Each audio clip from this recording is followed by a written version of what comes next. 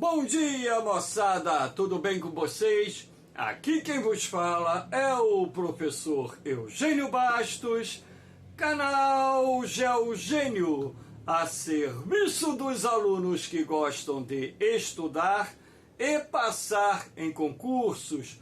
Moçada, vamos fortalecer o canal, se inscrevam no canal, dê aquele like, compartilhe o vídeo e ajude o professor Eugênio Bastos a democratizar o ensino da geografia.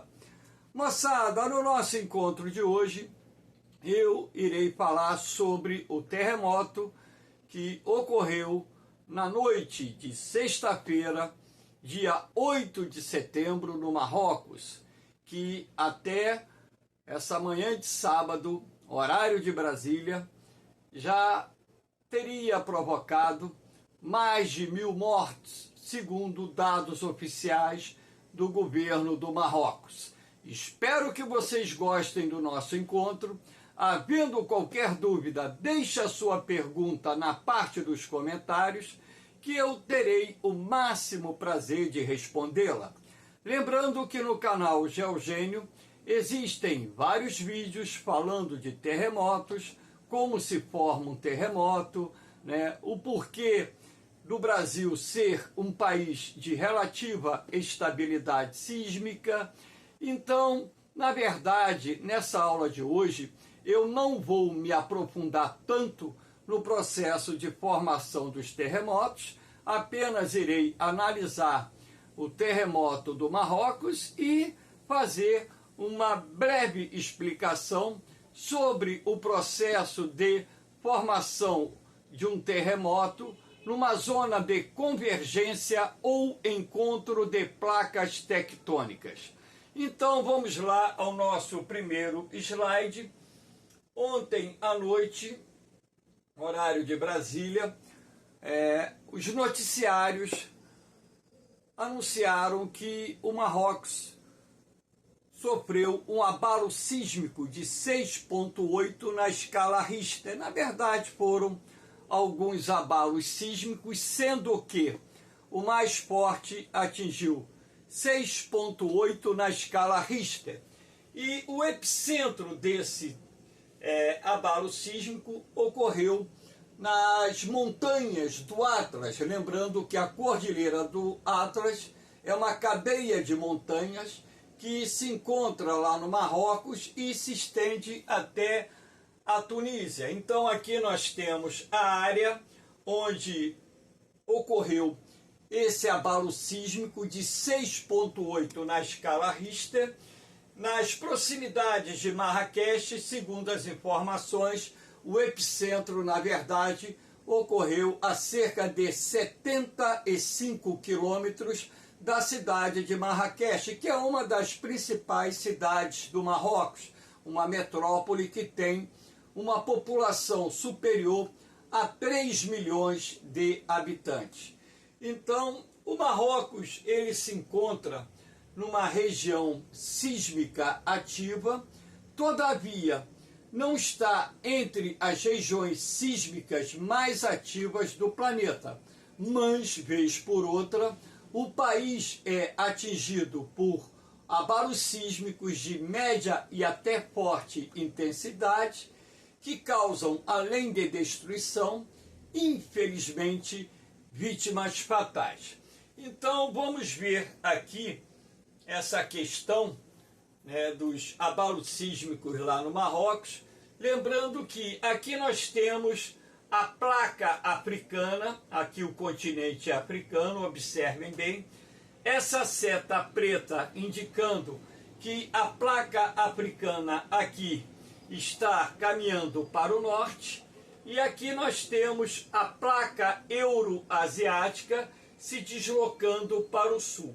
Então, se você pegar o contorno do noroeste do continente africano, onde se encontra o Marrocos, perceberá que o território marroquino se encontra bem próximo do limite convergente que separa as placas euroasiática da africana, razão pela qual aqui nós temos no noroeste da África uma zona de atividade sísmica que, vez por outra, provoca terremotos com capacidade ou potencial de destruição que causam também vítimas fatais.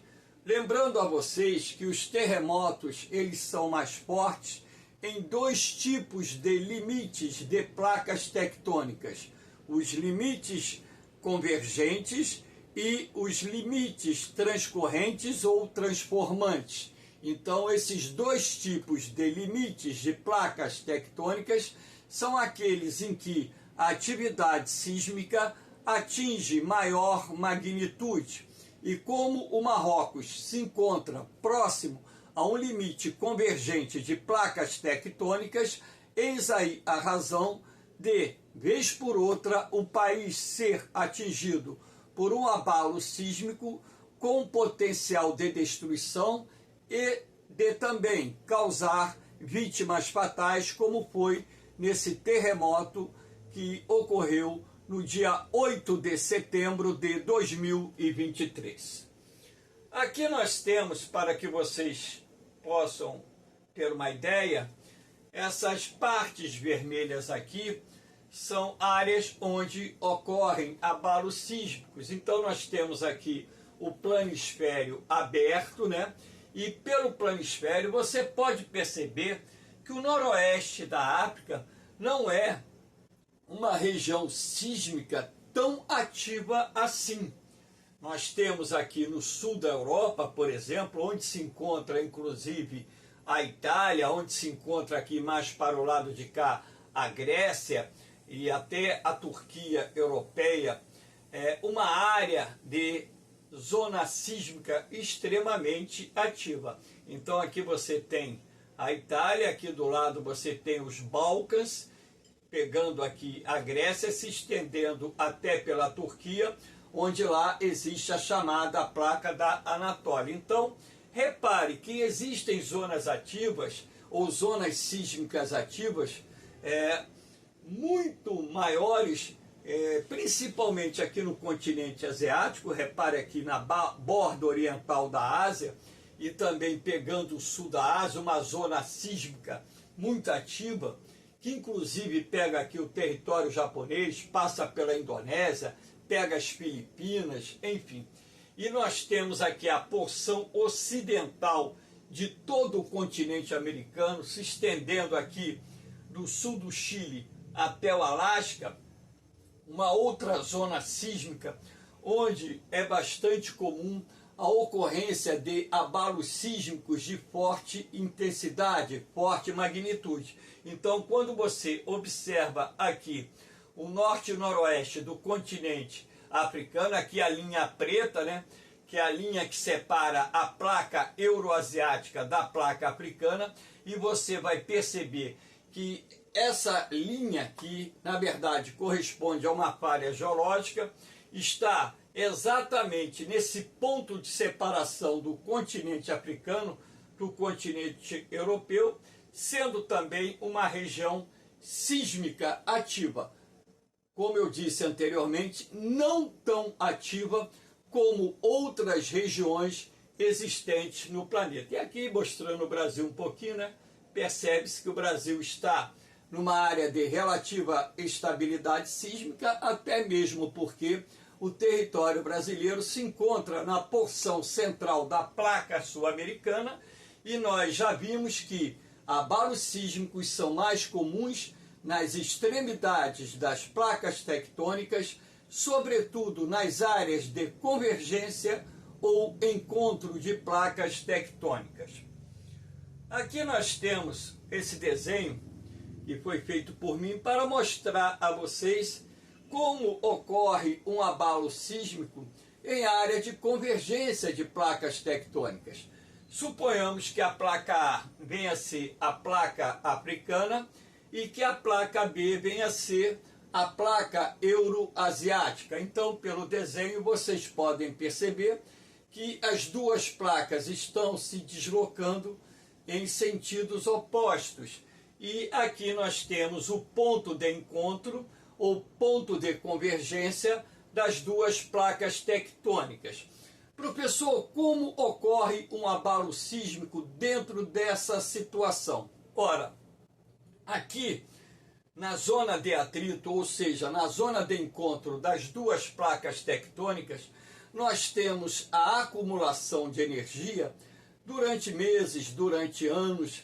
Então, o tempo de acumulação de energia vai variar de acordo com a resistência da estrutura dessas placas tectônicas e, logicamente, a capacidade de deslocamento mediante a tensão que ocorre na área de atrito que separa essas duas placas tectônicas. Então, quando a energia acumulada na zona de atrito é suficiente para mover uma ou ambas as placas tectônicas, você tem, por exemplo, esse movimento que pode acontecer, uma placa sobrepondo-se à outra. Então aqui nós temos o movimento vertical ascendente e aqui o movimento vertical descendente, ou diagonal ascendente ou diagonal descendente, e na medida em que isso acontece, essa energia é liberada por esse ponto azul que nós chamamos de hipocentro,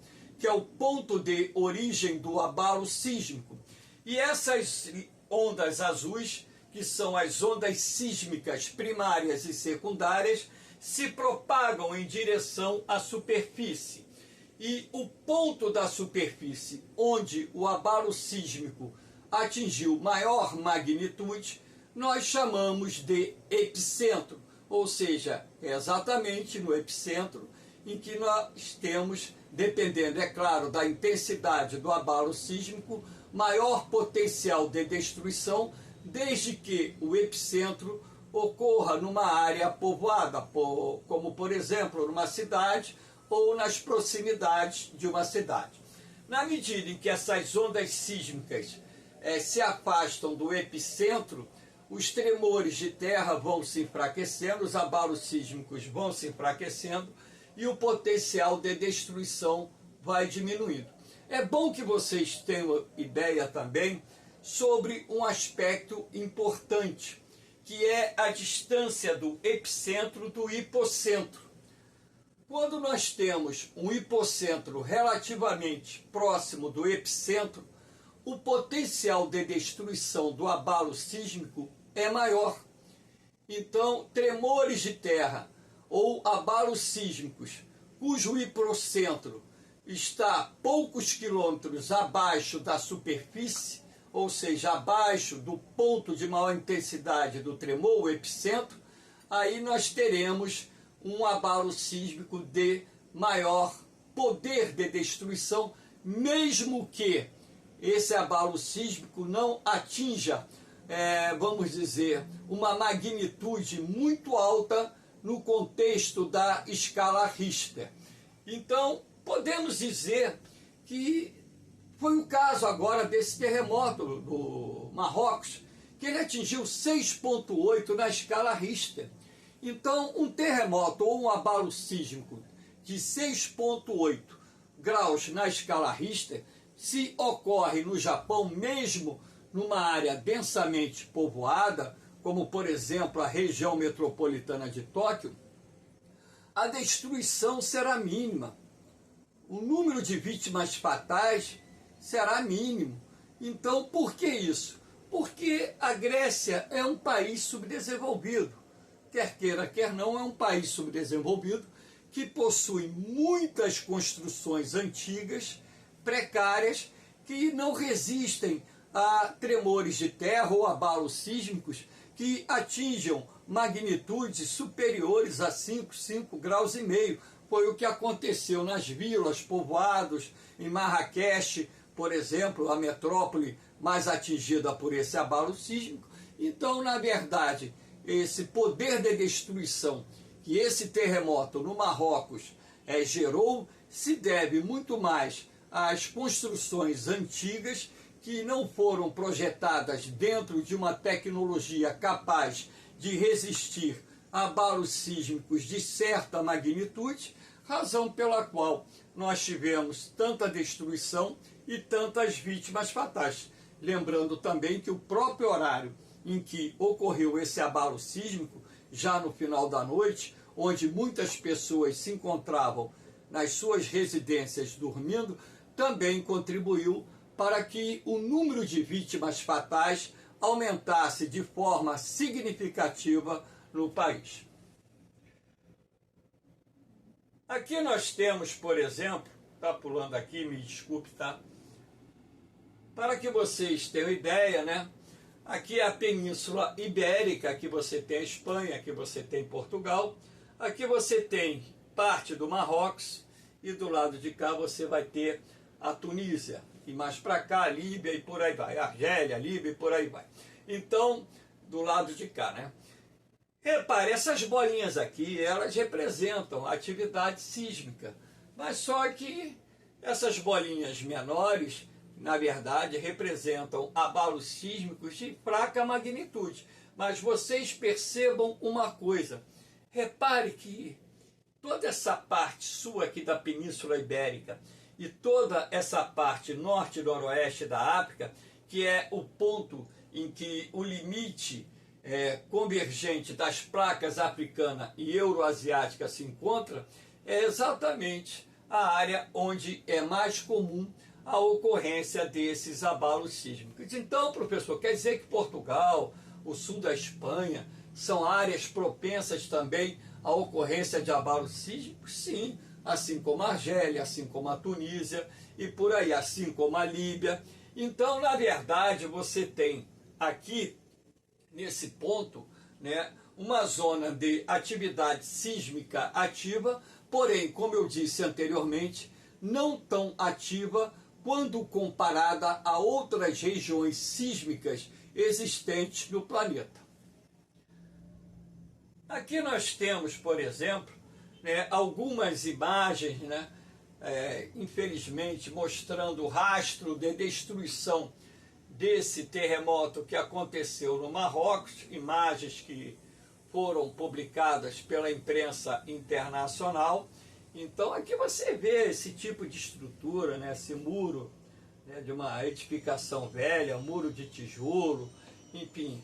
E por ser velha também, né, vamos dizer, a argamassa já está, vamos dizer, enfraquecida, tudo mais. Então isso também favorece o desabamento das estruturas. Vocês percebam aqui que os prédios modernos, aqui eles ficaram intactos, porque esses prédios modernos já são construídos dentro de um procedimento técnico que permite resistir à ocorrência de um forte abalo sísmico, ou seja, eles suportam fortes tensões, fortes abalos sísmicos e se mantêm de pé. Agora, as edificações antigas, que já estão, vamos dizer, corroídas com o tempo, que já estão desgastadas com o tempo, que não foram construídas dentro dos padrões técnicos ideais para regiões sísmicas ativas, essas, quando acontecem um abalo sísmico de magnitude mediana, elas acabam desabando. E quando ocorre um abalo sísmico de forte magnitude, então, muito pouco resta dessas edificações mais antigas. Então, isso foi exatamente o grande problema do Marrocos, o porquê de tantas vítimas fatais que ocorreram em razão desse terremoto. Claro que o número de vítimas estava em perto de 1.100, na medida em que as notícias vão sendo atualizadas, que os órgãos, vamos dizer, de defesa civil lá do Marrocos alcancem áreas de difícil acesso e mais próximas, inclusive, do epicentro, esse número vai aumentar e talvez até ultrapasse a casa dos 2.000 mortos ou muito mais, em função daquilo tudo que eu falei a respeito das edificações mais antigas do Marrocos, que não resistem a abalos sísmicos de média ou forte intensidade. Então, aqui você tem, por exemplo, algumas tecnologias que foram desenvolvidas que permitem as edificações, mesmo que altas, né, suportarem abalos sísmicos. Então aqui você tem o pêndulo. Prédios recentes têm pêndulos pissantes de metal, todos no último andar. Eles puxam o prédio de volta quando a inclinação fica muito grande. É isso aqui, ó. Então essa estrutura aqui, né, que fica em cima do prédio, sustentada por uma grande quantidade de cabos de aço de alta resistência, né, formam um sistema, né, que vai promover o ajuste do prédio quando no momento do abalo sísmico ele tende a se inclinar mais numa direção. Então, na verdade, essa estrutura que é muito pesada puxa o prédio de volta, impedindo dessa forma que ele desabe. Tecnologia esta desenvolvida no Japão e aplicada hoje em vários países do mundo. O movimento, a flexibilidade de um prédio depende de paredes sólidas, resistentes ao corte de concreto armado. Tem que se usar uma estrutura interna de ferro. Essas paredes mantêm a integridade estrutural, mesmo a construções deforme lateralmente. Mesmo que as construções se deformem lateralmente, a estrutura ela permanece inalterada, ou seja, ela não desaba. Inalterada que eu digo, ela não desaba, causando assim não só a queda do prédio, como também a morte das pessoas que porventura se encontrem aqui em cima, né? Tem que entender o seguinte, né? Que durante um abalo sísmico, esse que aconteceu no Marrocos, por exemplo, teve uma duração de 15 segundos. Então você está lá em cima no prédio, 30º andar, você acha que vai dar tempo de chegar lá no térreo e correr para a rua? Não vai, cara. Então, esses prédios altos, se não forem projetados com sistemas de segurança que possibilitem eles permanecerem em pé, mesmo durante a ocorrência de um forte abalo sísmico, ora, consequentemente, os desastres naturais causados por esses abalos sísmicos teriam um impacto muito maior. Aqui você tem, por exemplo, tubos de aço dispostos em encaixe. Deixa eu pegar aqui o meu óculos, que eu já estou ficando meio cegueta, então não consigo enxergar direito sem óculos, né? É um problema da idade. Encaixe telescópico. Eles se deslocam para dentro uns dos outros e deixam a estrutura flexível. Então é isso que acontece aqui, né? Então, tubos de aço que estão dispostos em encaixe. Perfeito, né? Então, aqui você tem essa estrutura em que o prédio ele vai se deslocando de um lado para o outro, mas ele vai se mantendo, né, em pé, ele não desaba em função desse mecanismo que gera o equilíbrio na parte estrutural da edificação.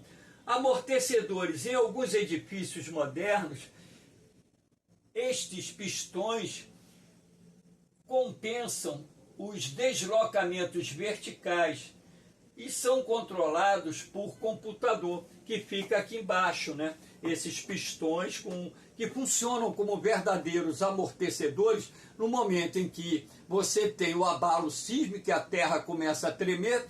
Esse sistema de amortecimento que fica aqui embaixo evita que a estrutura entre em colapso e desabe. Então, são tecnologias muito modernas que têm permitido, inclusive, construir prédios com mais de 300, 400 metros de altura em regiões sísmicas ativas, como em Taiwan, como no Japão e outras áreas do mundo.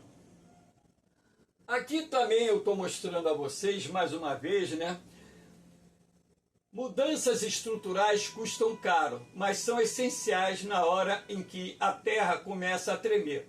Então aqui você tem, ó, parede super resistente, usada em prédios mais baixos, para evitar o rachamento, o desabamento, essas coisas. Peso que cancela movimentos, instalado no topo, compensa as oscilações do edifício. Aquilo que eu mostrei ainda há pouco, né? Que você tem o pêndulo que puxa o prédio de volta quando ele tende a inclinar numa determinada direção. Paredes com amortecedores evitam que o prédio entre em ressonância durante o terremoto. Então aqui você tem uma estrutura de amortecedores também na parede, cuja tecnologia tem por objetivo manter essas paredes intactas, evitando dessa forma o colapso na estrutura do prédio. Suspensão no alicerce, assim como nos carros, amortece a tremedeira. Aqui você tem o exemplo, né, também dos amortecedores que são utilizados na base estrutural do prédio. Aqui é a base, aqui, ó. Aqui você tem a base, aqui você tem o sistema de amortecimento ou amortecedores que faz a sustentação da estrutura do prédio no transcurso de um forte abalo sísmico, evitando com isso também que a estrutura entre em colapso e desabe. Então, moçada, eu espero que vocês tenham gostado do nosso encontro curto, né? Porém, necessário a gente falar desse terremoto, não que ele possa cair na prova da SpaceX, não que ele possa cair no Enem, mas com certeza, como temos outros vestibulares no final do ano e início de 2024, é possível que se faça ou elabore uma questão também falando do terremoto no Marrocos. Lembrando que esse ano tivemos alguns eventos sísmicos de grande magnitude que causaram prejuízos, destruição, mortes em várias partes do mundo. Então é sempre bom a gente falar um pouco desses eventos, mesmo que entristecidos, porque são vidas humanas que estão se perdendo, são pessoas que estão perdendo aquilo que construíram com o sacrifício das suas vidas, mas infelizmente nós somos obrigados a falar sobre esses temas, até mesmo para que vocês possam ter uma melhor preparação possível para o concurso que venham fazer. Então é isso aí, moçada. Eu vou pedir vocês mais uma vez, encarecidamente, dê uma forcinha aí ao canal Geogênio. Não custa nada dar o like, não custa nada divulgar o canal, tá entendendo? Porque o canal Geogênio, ele se transformou numa plataforma cujo objetivo central é dar a você que está se preparando para um concurso a base necessária para melhorar o seu desempenho e, se assim for a vontade de Deus e seu merecimento, conquistar uma vaga, seja ela na carreira militar, seja ela na carreira a nível superior, passando para a universidade e cursando os cursos assim almejados. Então, a única coisa que eu peço em troca é que ajude a divulgar o canal, que dê aquele like. Meu canal não é monetizado, não foi criado com essa finalidade. Eu tenho dito que no momento que ele for monetizado, o recurso que for transferido do YouTube para mim será repassado a instituições de caridade. Então, até mesmo para que isso possa acontecer, eu preciso da ajuda de vocês. Porque toda vez que deu like, a pessoa, né, o seguidor ou aquele que assiste o vídeo dá o like, ele ajuda a divulgar o canal, porque o YouTube entende que pessoas estão acessando o vídeo, entende que é o mecanismo, né? Entende que o vídeo é bom e divulga esse vídeo ou deixa esse vídeo mais em evidência para que outras pessoas também possam assistir. Valeu, moçada! No mais, um beijão no coração de vocês, um forte abraço! Fiquem com Deus, eu vou, mas eu volto, hein? Fui!